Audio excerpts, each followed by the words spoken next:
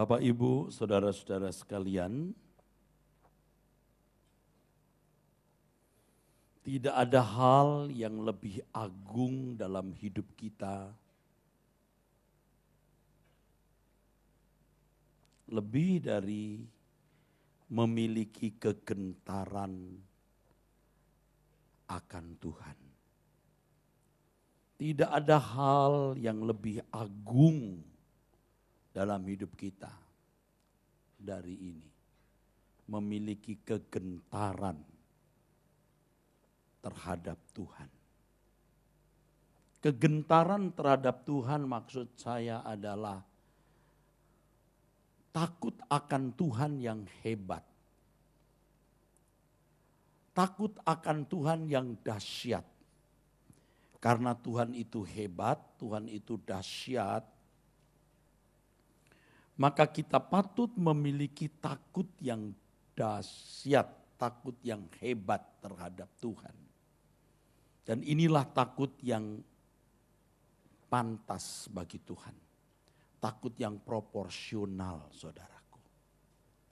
Untuk itu kita harus menghayati dan kita harus selalu ingat bahwa kita ada di satu rumah besar di mana ada tuan rumahnya. Bumi ini, jagat raya ini rumah besar, saudara. Dan ada tuan rumahnya, yaitu Tuhan sendiri.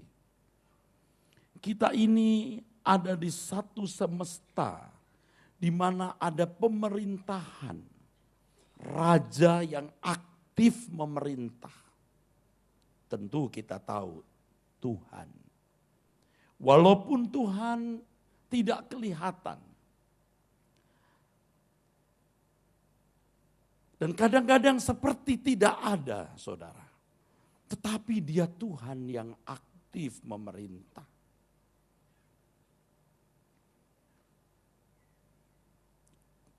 Dan kita mengerti bahwa dalam pemerintahan Tuhan itu, saudara, ada hukumnya. Di mana-mana pemerintahan selalu ada hukumnya, saudara. Di dalam pemerintahan Allah, yang sistemnya bukan demokrasi tapi teokrasi, teos Tuhan, kratos pemerintahan, hukumnya adalah Tuhan sendiri. Kita tidak ada di daerah netral yang tak bertuan. Kita di daerah netral, kita bukan di daerah netral yang tak bertuan. Kita di daerah di mana ada raja yang aktif memerintah. Yang harus kita hormati, saudaraku. Dan memiliki hukum, dan hukumnya itu Tuhan sendiri. Sehingga setiap warganya harus bisa berkata, "The Lord is my law." Tuhan itu hukumku. Itulah sebabnya orang percaya atau orang Kristen itu standarnya bukan memiliki moral baik sesuai dengan hukum, tetapi standar orang Kristen adalah mengerti pikiran perasaan Tuhan. Memiliki pikiran perasaan Kristus. Mengerti apa yang baik, yang berkenan dan yang sempurna, saudara. Ini tidak ada di dalam agama manapun, saudara. Jadi kalau zaman dulu ada raja-raja yang memerintah, rakyatnya pasti memiliki hukum. Artinya pasti ada peraturan yang harus ditaati oleh rakyat. Tetapi rajanya sendiri tidak terikat oleh hukum itu. Nah, di dalam pemerintahan Allah juga demikian. Tuhan adalah hukumnya. Sehingga prinsip hidup warga kerajaan ini adalah "The Lord is my law." Saudaraku sekalian, orang-orang yang memiliki kegentaran terhadap Tuhan ini, saudara, orang yang pantas berlindung kepada Tuhan. Orang yang pantas bergantung kepada Tuhan. Orang yang pantas minta perlindungan Tuhan. Minta pertolongan Tuhan. Sebab hanya orang-orang yang gentar terhadap Tuhan, orang yang menghormati Dia secara pantas. Kalau orang tidak gentar terhadap Tuhan, dia tidak akan menghormati Tuhan secara pantas. Dan orang seperti itu, saudara, tidak layak, tidak pantas bergantung kepada Tuhan, tidak pantas mengharapkan pertolongan Tuhan. Kalau dia bergantung kepada Tuhan, dia mengharapkan pertolongan Tuhan, pasti sikapnya tidak tepat, tidak benar di hadapan Tuhan. Saudara, kita mengerti apa artinya kita bergantung kepada orang. Ya. Tanpa kita sadari kita juga bergantung kepada pembantu rumah tangga. Bergantung kepada sopir. Kalau hari raya pembantu pulang ke kampung, bagi keluarga yang punya anak kecil, susternya juga ikut pulang. Waduh saudara, repot ya saudara. Pembantu infalan bisa kita gaji 150.000 per hari. Suster 400.000. Enggak ngitung duit. Tetapi sopir kita, pembantu kita itu tunduk kepada kita. Kita gaji. Mereka harus taat kepada kita, harus menghormati kita. Tapi kita bergantung kepada mereka. Kita bergantung. Sama seperti anak-anak terhadap orang tua. Anak-anak bergantung kepada orang tua. Tapi ada anak-anak yang menuntut orang tua. Menuntut ini, menuntut itu. Kalau tidak dituruti, saudara, marah. Rasa-rasanya orang tua yang berutang kepada anak. Nah, orang tua seperti ini mengerti apa artinya seperti makan buah si malakama ya. Tidak ditolong, ini anak hancur, ditolong tapi kurang ajar, saudara. Saya kira Bapak Ibu bisa memahami apa yang saya katakan. Kamu minta tolong papa mama, tapi begitu sikapmu. Kalau mau jujur orang tua mau berkata begini, kamu gak pantas minta tolong orang tua. Nah, jangan sampai kita itu bergantung kepada Tuhan, saudaraku. Tapi sementara itu kita tidak memiliki hormat kepadanya. Relasi atau hubungan kita dengan Tuhan tidak benar. Ada masih bersama saya? Saudara bisa mengerti? Hal ini bisa terjadi dan tanpa disadari terjadi. Kita tidak memiliki hormat yang pantas kepada Tuhan, tapi kita bergantung kepada Tuhan. Ibadah kita hari ini namanya miracle service. Pasti Anda berharap pada mujizat. Anda berharap pada pertolongan Tuhan dari masalah-masalah hidup saudara. Rumusnya begini saudara. Saudara kan membutuhkan pertolongan Tuhan bukan hanya malam ini. Tetapi sepanjang umur hidup saudara dan saya bahkan sampai kekekalan. Orang yang tidak menghormati Tuhan itu tidak pantas minta tolong Tuhan. Tapi kalau orang menghormati Tuhan secara pantas tidak perlu minta tolong Tuhan. Amin gak? Waktu pengumuman perselisihan Pilpres tanggal 21 Agustus, saya dengan istri saya sedang di Manado, saudara. Saya lihat ada chaos atau rakyat kecil di daerah Jalan Merdeka itu. Yang saya ingat pertama anak perempuan saya. Saya cari dia di mana. Kamu di mana? Wah, pertama maksud saya anak saya yang perempuan tidak ada, anak laki-laki saya tanya kamu di mana? Saya di Karawaci, Pak. Jangan keluar di Karawaci sebelum Papa kasih kamu perintah baru balik. Sama dengan anak perempuan saya. Saya cari. Tanpa minta tolong saya peduli, saudara. Dia bagian dari nyawaku. Dia bagian dari hidupku. Kalau saudara hidup dalam kegentaran terhadap Tuhan atau memiliki takut akan Allah yang hebat, yang dahsyat, Dengan kalimat lain, takut kepada Tuhan secara pantas. Anda tidak perlu minta tolong Tuhan. Tuhan pasti tolong saudara. Nah sekarang kalau saudara punya persoalan minta saya doakan, oh enggak masalah. Tapi masalahnya Anda pantas ditolong enggak? Oke, Anda pantas ditolong sementara waktu. Anda butuh pertolongan. Setelah ditolong Tuhan, apa yang Anda lakukan untuk Tuhan yang menolong saudara? Saya mengerti bahwa Tuhan juga menolong orang-orang yang sebenarnya tidak pantas ditolong. Saya juga paham itu. Tapi setelah itu bagaimana? Kelanjutan hidup orang-orang tersebut. Mau punya masalah lagi? Yang sampai saatnya Tuhan akan berkata kamu gak pantas ditolong. Hari ini kamu tidak pantas saya tolong kata Tuhan. Tapi saya tolong. Gak apa-apa. Tapi lain waktu jangan begitu. Orang yang tidak menghormati Tuhan secara pantas karena tidak memiliki kegentaran terhadap Tuhan. Satu kali menghadap Tuhan pasti ketakutan, saudara. Pasti ketakutan. Tapi orang yang memiliki kegentaran terhadap Tuhan, dia akan sukacita bertemu dengan Tuhan. Oleh sebab itu saudara mesti belajar memeriksa, yuk kita periksa diri kita saudara. Aku sudah punya kegentaran yang pantas tidak terhadap Tuhan. Dari muda, entah 15-20 tahun yang lalu, saya tentu sudah khotbah mengenai takut akan Tuhan, bahkan saya tulis lagu mengenai takut akan Tuhan. Berikan aku hati takut akan Engkau Tuhanku. Tetapi yang namanya gentar itu baru saya mengerti sekarang.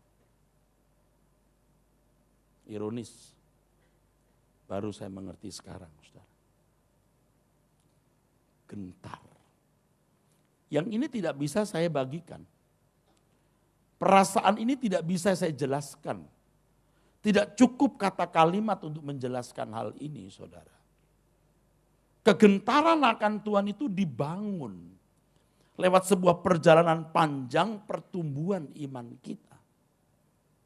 Yang pertama adalah kita harus mengenal Tuhan dengan benar. Mengenal Tuhan dengan benar. Tentu Alkitab sebagai panduannya. Kita bisa mengenal Allah yang benar lewat Alkitab. Makanya orang harus belajar Alkitab. Harus mengenal siapa Allahnya itu. Dan itu tidak boleh jadi sambilan. Kita harus berteologia dengan benar. Kalau orang bergaul dengan monyet supaya interaksinya dengan monyet bagus harus belajar monyetlogia.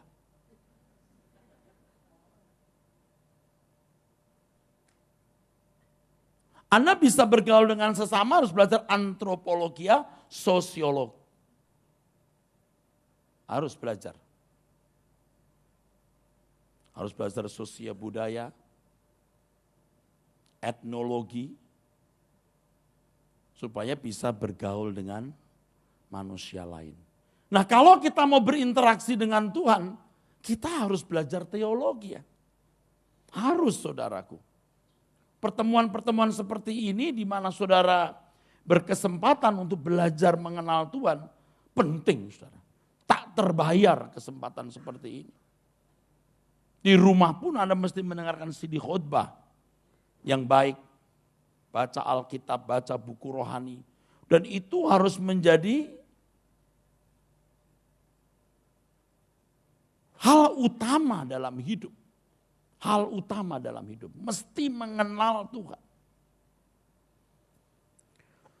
Tadi sudah saya katakan dari berapa belas atau berapa puluh tahun yang lalu saya sudah berbicara mengenai takut akan Tuhan, saudara. Tapi baru sekarang saya mengerti apa artinya gentar itu. Aku hidup di semesta di mana ada tuan rumah. Aku hidup di semesta di mana ada pemerintahan. Allah sebagai kepala pemerintahan. Dan hukumnya adalah Tuhan sendiri. Aku harus mengenal Tuhan. Nah pengenalan akan Tuhan yang benar itu dari kehausan yang sungguh-sungguh mengenal Tuhan tersebut. saudara akan memiliki kecerdasan roh. Dari kecerdasan roh ini saudara akan memiliki kepekaan. Sehingga kita mengerti apa yang sesuai dengan pikiran dan perasaan Tuhan. Ini mutlak saudara, ini mutlak. Saudara adalah orang-orang yang luar biasa dalam arti saudara adalah umat pilihan yang dimungkinkan untuk menjadi manusia yang bisa berinteraksi dengan Allah yang tidak kelihatan. Yang kedua, saudara harus mengalami Tuhan. Mengenal, ini bicara soal kognitif, pemahaman di dalam rasio kita. Tapi tadi sudah saya katakan Anda mengenal Tuhan, Anda memiliki kecerdasan roh. Dari kecerdasan roh Anda punya kepekaan. Lalu yang kedua, Anda harus mengalami Tuhan. Mengalami Tuhan itu saudara, enggak gampang. Mungkin ya, tidak berlebihan ya saudara. Seperti jarum jatuh di jerami. Nyari Tuhan itu sulit. Tuhan itu murah tapi tidak murahan saudara. Nyarinya harus nekat.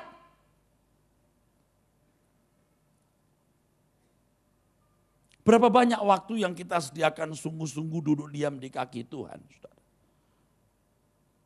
Ya tidak harus banyak bicara. Diam tapi menemukan Tuhan.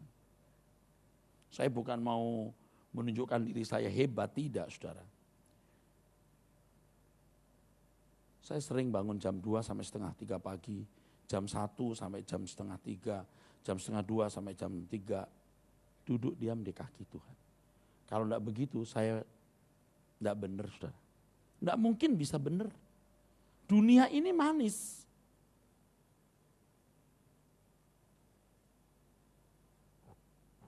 Seakan-akan tidak ada hidup lain selain hari ini. Bagaimana aku mengusahakan sukses untuk berhasil, punya duit, punya kehormatan, punya prestis.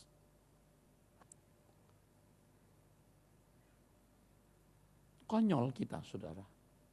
Cari Tuhan saudara. Ya tidak harus jam 1, jam 2 bangun. Kalau saya kan ya agak terpaksa lah saudara. Ya sebab saya dituntut khotbah, dituntut banyak masalah dan lain sebagainya. Saya mencari wajah Tuhan. Kalau saya tampil di mimbar tanpa hadirat Tuhan, saya stres berat. Saudara harus menemukan Tuhan. Minimal 30 menit duduk diam di kaki Tuhan. Kalau lagi di mall, di tengah hiruk pikuk Anda diam 10 menit, Anda bicara. Lah, iya. Di tengah-tengah kesibukan lagi nunggu istri belanja Anda diam sambil mulai naikkan antena saudara. Tangkap siaran Tuhan. Ngomong. Lihat semua peristiwa kehidupan yang terjadi. Tuhan akan berbicara lewat hal itu. Menemukan Tuhan itu segenap hidup kita saudara. Menemukan Tuhan itu segenap hidup kita saudara. Lebih dari menemukan apapun, saudara. Saya enggak yakin saudara sudah menemukan Tuhan. Maka Anda belum mengerti apa artinya kegentaran yang hebat itu. Orang kalau memiliki kegentaran terhadap Tuhan itu 2 cirinya. 1, dia tidak mudah berbuat dosa. Dosa itu bukan hanya melanggar hukum moral umum ya. Seperti membunuh, mencuri, berzina. Keramah tamahan yang dibuat-buat, ketidakjujuran, ya, keangkuhan terselubung, tidak puas dengan apa yang sudah dimiliki, banyak hal saudaraku. Dulu kalau kita minta ampun kepada Tuhan kita sebutkan dosa apa. Sekarang dosa apa itu sudah tidak kita lakukan nyaris.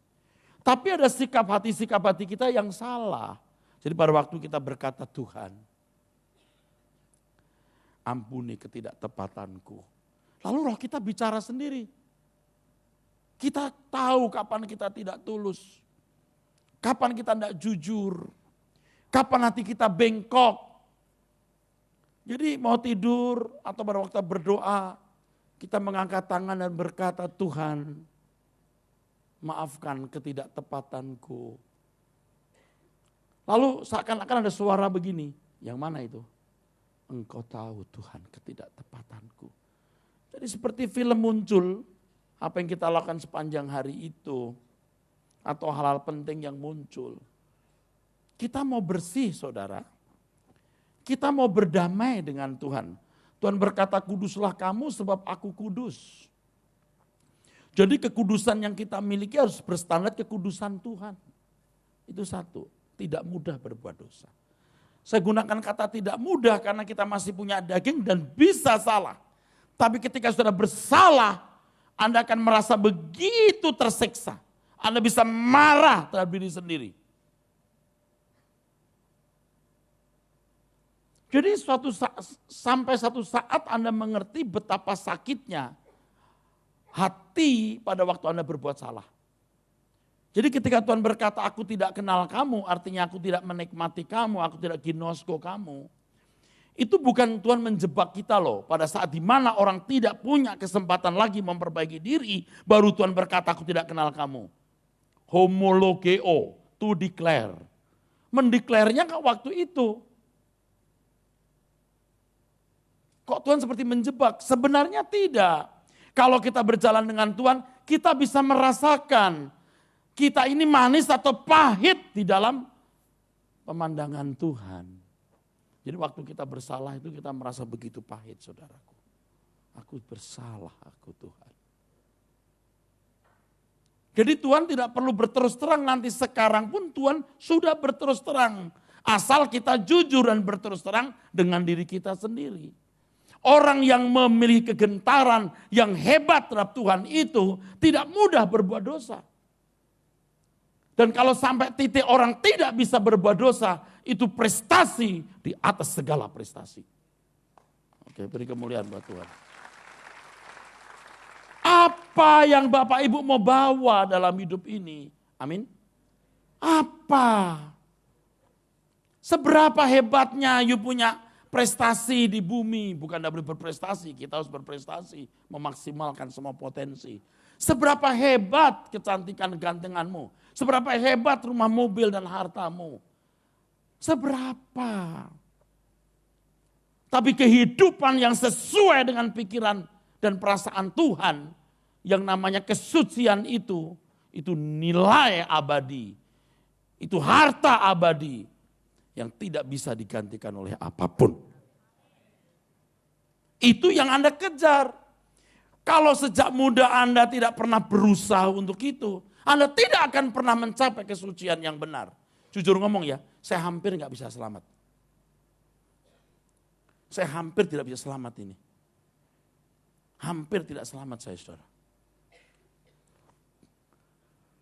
Kita tidak takut Tuhan dalam arti benar.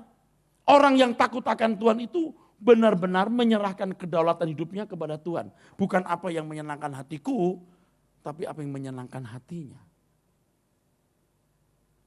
Orang yang takut akan Tuhan itu menyerahkan kedaulatan hidupnya kepada Tuhan.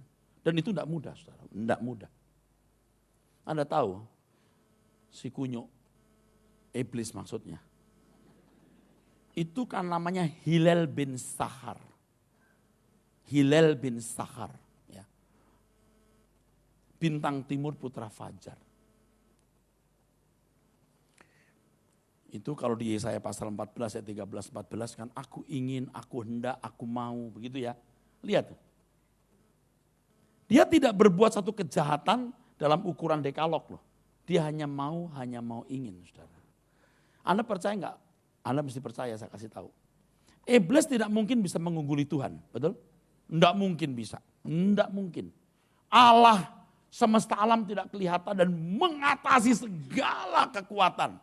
Iblis itu ciptaannya. Tidak mungkin iblis bisa mengungguli Tuhan. Betul?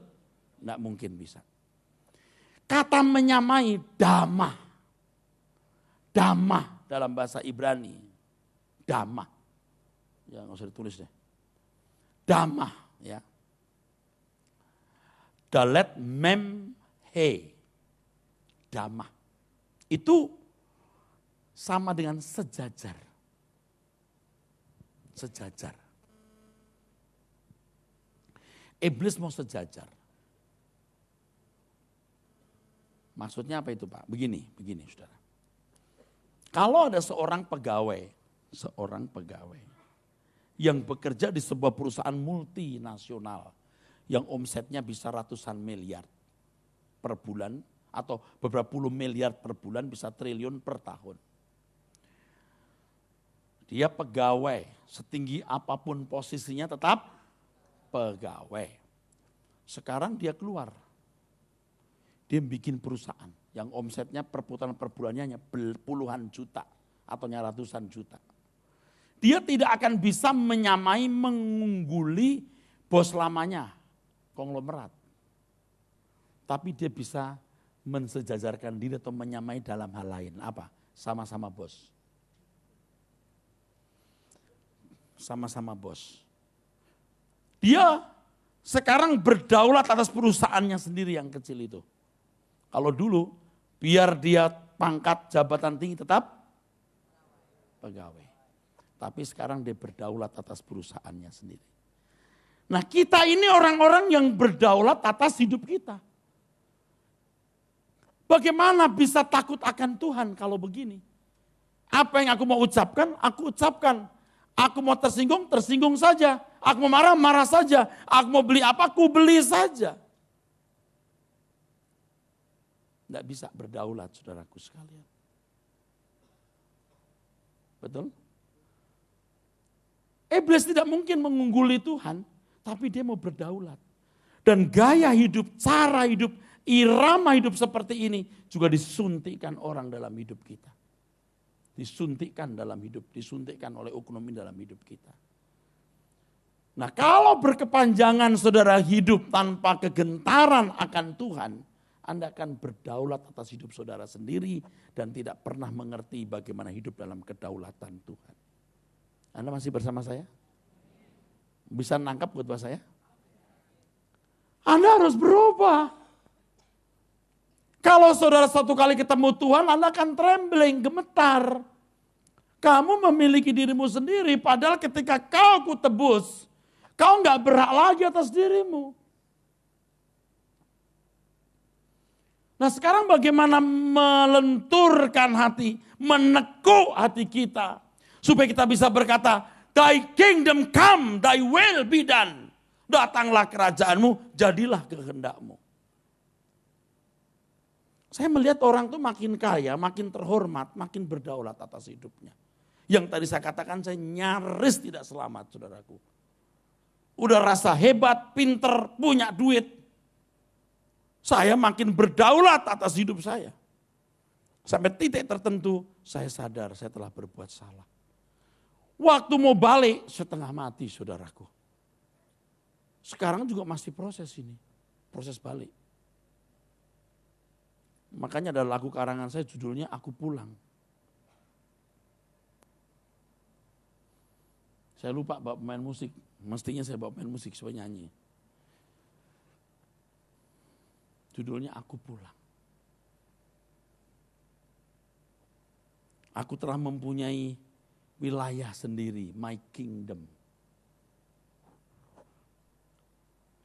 Bapak Ibu jangan pikir itu untuk pendeta saja Pak, kalau kita tidak. Kecuali Anda manusia dari planet lain. Alien maksudnya. Kita manusia yang diciptakan Tuhan, Tuhan yang sama, dan yang menebus kita. Datanglah kerajaanmu, jadilah kehendakmu di bumi seperti di surga. Hidup dalam pemerintahan Tuhan, saudara.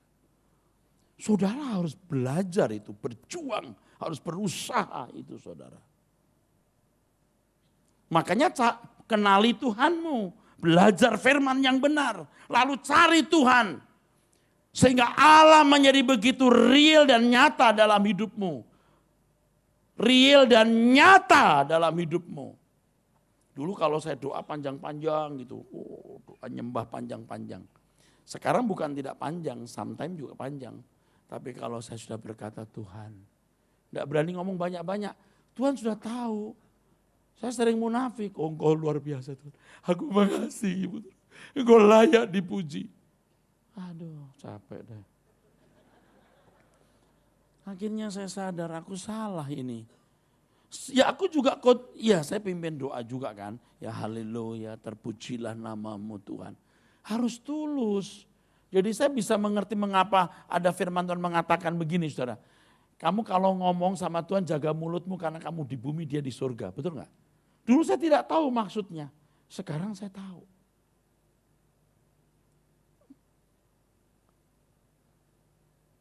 Kita itu sering mengucapkan kalimat doa tapi tidak berdoa. Tapi kalau kita memulai memiliki kegentaran akan Tuhan, nggak sembarang kita berucap. Nggak dielaborasi, nggak diwarna-warnai, oh Tuhan Yesus luar biasa kasih-Mu.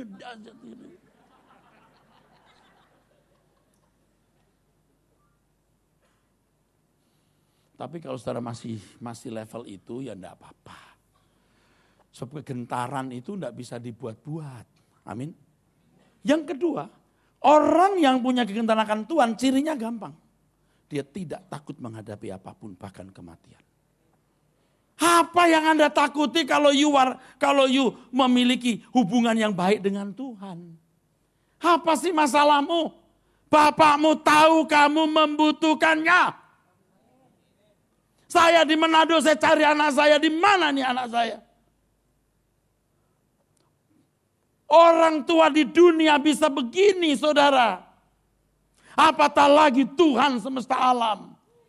Kenapa kita ragukan kebaikannya? Nggak usah bilang Allah baik, tapi engkau tidak percaya dia baik. Buktinya kamu khawatir dan cemas menghadapi hidup. Ya kalau di gereja di sini kan Anda nggak punya masalah. Allah baik. Sungguh baik. Easy to do, coy. Easy to do. Waktu ada naik pesawat kena turbulence. You bisa tenang enggak? Jalan lewat tempat gelap, takut setan enggak? Kalau kita mau khawatir karena kita belajar gentar akan Allah, kita malu sama Tuhan. Kenapa khawatir? Enggak Tuhan, aku percaya Engkau. Jalan di tempat gelap mau takut. Tidak Tuhan, aku menghormati Engkau besertaku. Tuhanku lebih besar dari genderuwo manapun.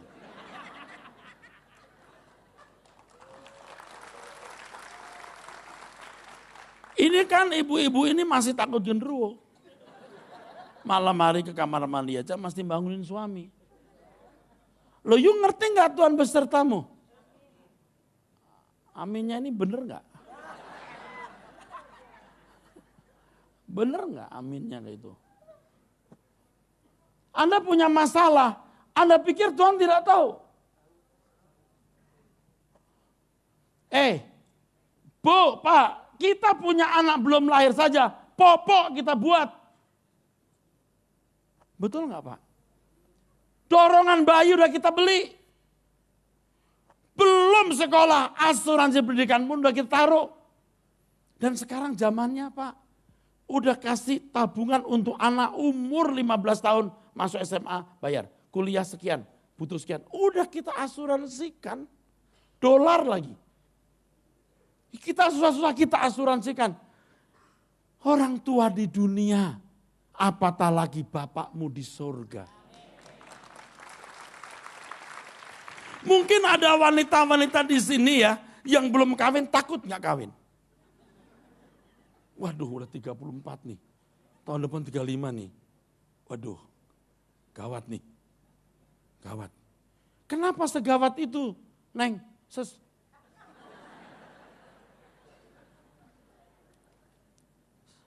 Mau kawin, salah kawin, lalu kamu menyesal. Ya Tuhan, kalau tahu begini aku enggak kawin. Aku pikir dia pendekar, ternyata bajingan. Nah, nyesel kan? Kenapa you tidak percaya Tuhan? Jalan saja, pokoknya kiri kanan kulihat saja banyak pohon cemara. Lo tepuk tangan tuh kenapa?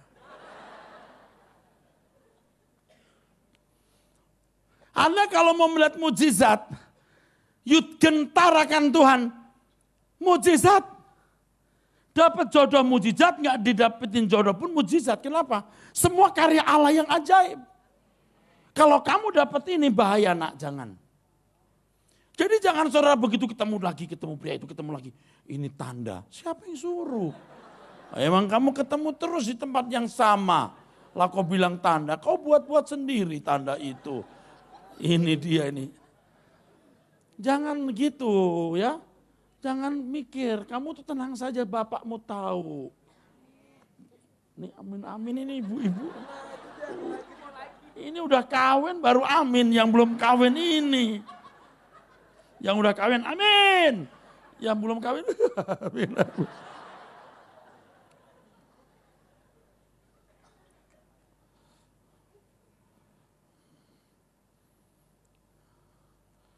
Kok takut loh? Hah?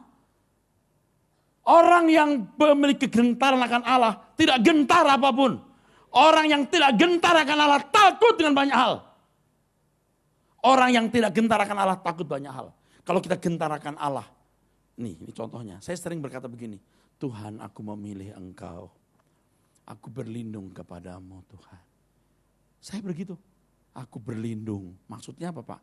Pokoknya aku berlindung padamu. Aku memilih Engkau Tuhan.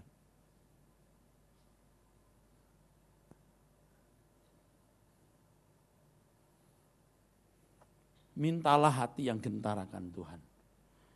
Cari Tuhan, mengenal Dia, alami Tuhan. Anda bisa nonton film seri, jalan-jalan. Kenapa enggak setengah jam tiap hari? 1 jam. Cari waktu, tutup pintu, cari Tuhan, alami Tuhan. Baru Anda bisa gentar. Apalagi namanya WL singer. Itu semua harus mengalami Tuhan. Kalau nyanyi maknyus saudaraku. Nembus saudaraku. Iya, bukan hanya telah kulihat kebaikanmu.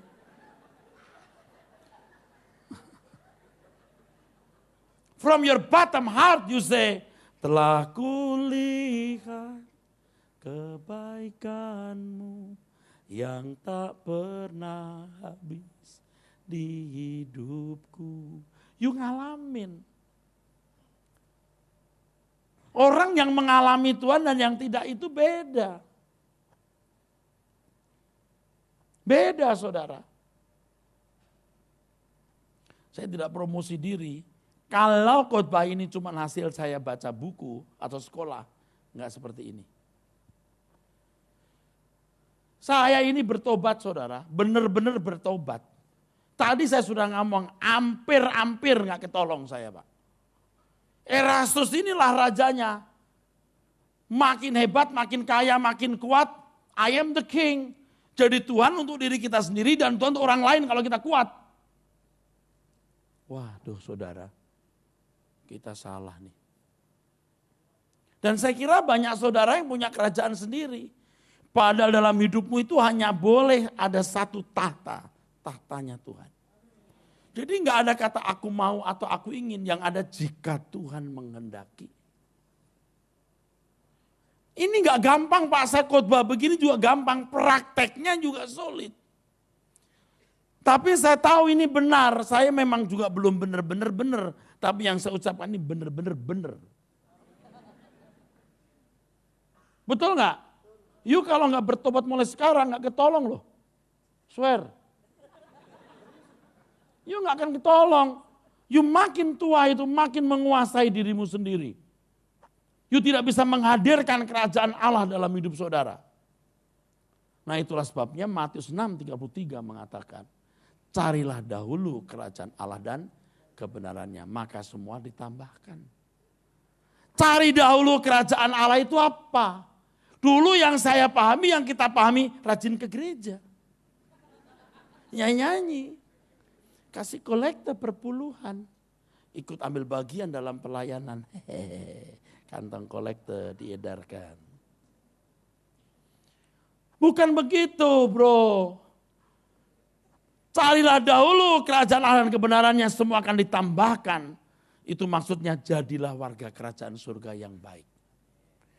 Dan orang bisa menjadi warga kerajaan surga yang baik kalau punya kegentaran akan Tuhan.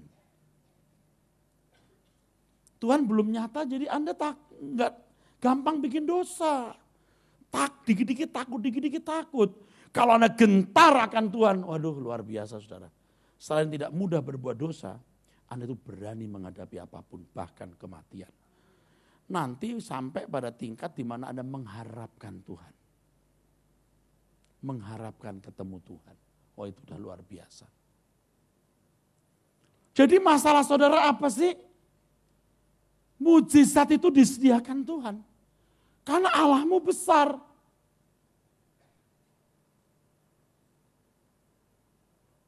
Coba misalnya saya di Manado, anak saya ada apa-apa. Kamu di mana? Maaf yang perempuan saya telepon gak bisa ya. Saya tanya sopir, kamu di mana? Nunggu non Pak. Di mana? Kelapa Gading. Tetap di situ. Seandainya ada apa-apa, saya akan telepon orang. Tolong anak saya di Kelapa Gading, tolong dikawal. Begitu bro. Dan Tuhan sayang kita dengan cinta yang sempurna.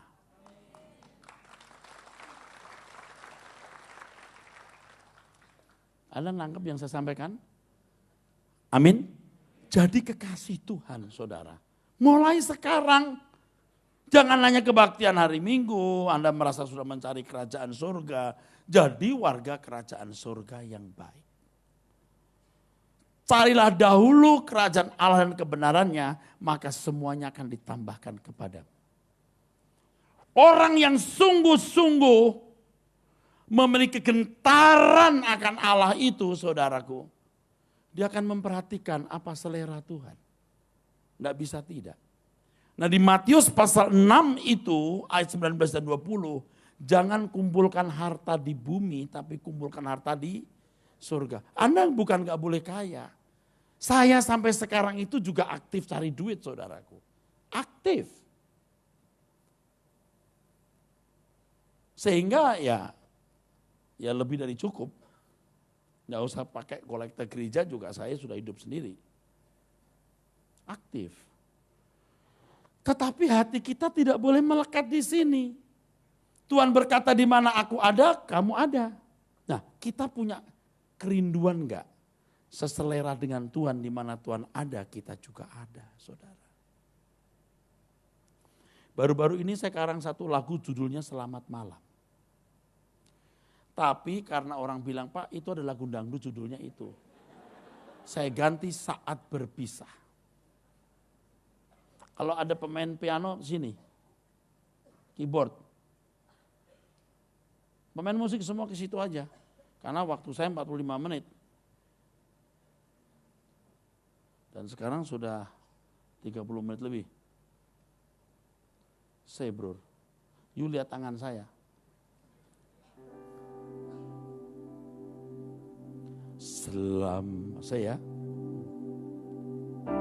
Selamat malam saat berpisah. Dunia yang selalu nampak indah, nyamannya, manisnya, aku tinggalkan untuk selamanya. Suatu hari nanti kan jadi, mentari takkan bersinar lagi. Suasana mencekam, dunia yang semakin kelam. Tuhan Engkau mengingat aku waktu alam semesta menderu. Engkau datang sebagai raja menjemput orang saleh semua. Harimu yang mulia, ku harap segera tiba. Kekristenan itu luar biasa, saudaraku. Nggak ngebluff. Saya juga mengatakan kepada jemaat, saya siap jadi tukang nasi goreng. Siap tidak jadi pendeta. Asal aku menyenangkan Tuhan. Nggak ada yang menarik dalam hidup ini.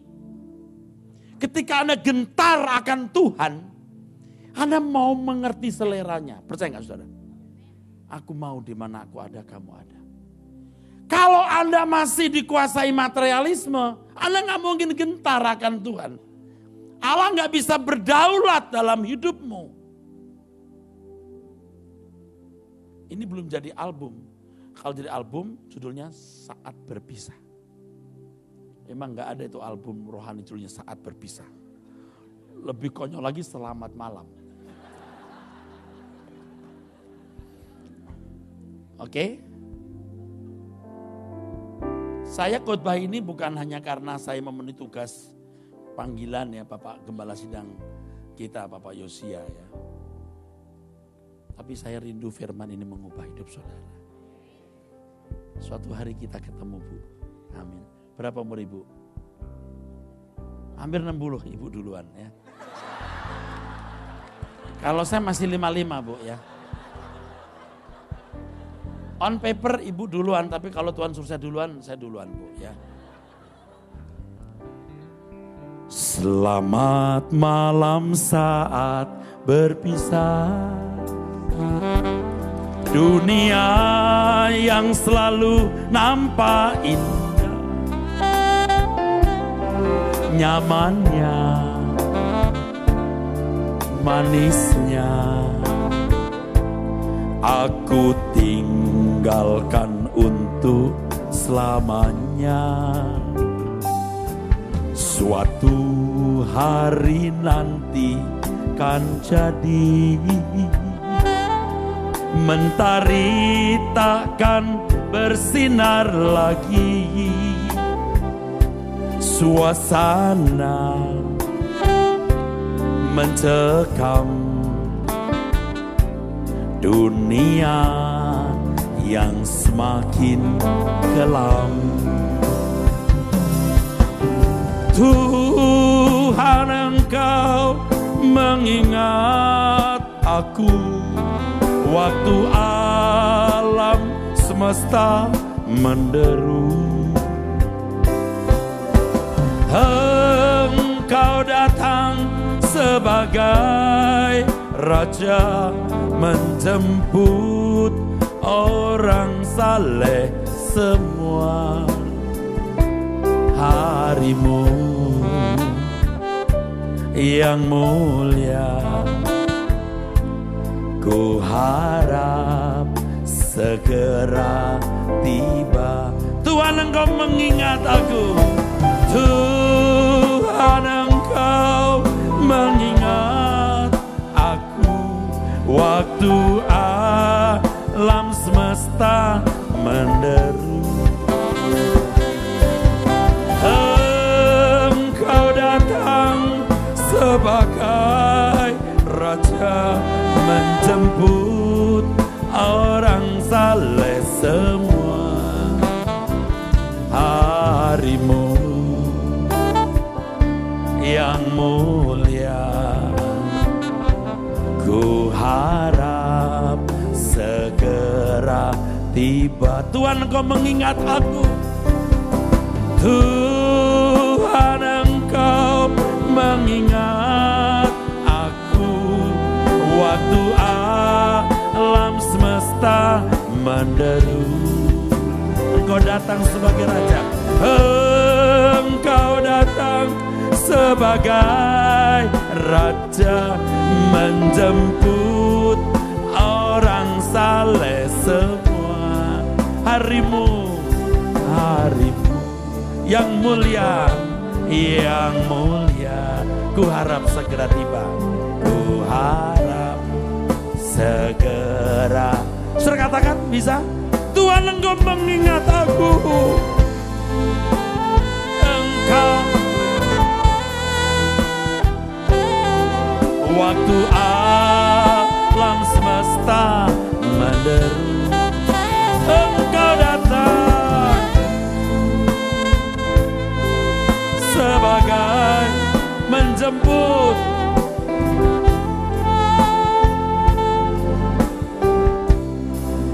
Amin. Harimu ku harap segera. Saudara, ketika Anda dalam masalah, ada problem berat, alam menderu kita bukan hanya waktu ada badai perang atau gempa bumi. Waktu kita digeledek, didorong, masuk ruang ICU. Itu alam semesta kita menderu waktu itu. Anda ingat ini. Tuhan Engkau mengingat waktu alam semesta menderu. Engkau datang sebagai Raja menjemput orang saleh semua. Harimu Tuhan.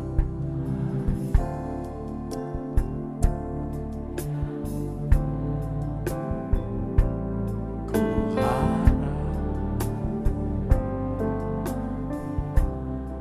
harap. Mantap.